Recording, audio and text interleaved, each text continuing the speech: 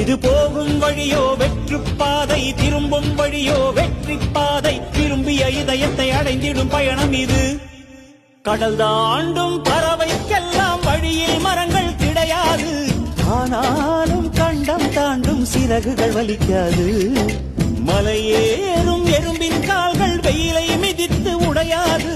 மனதோடு காதல் வந்தால் மனிதா தடையேது.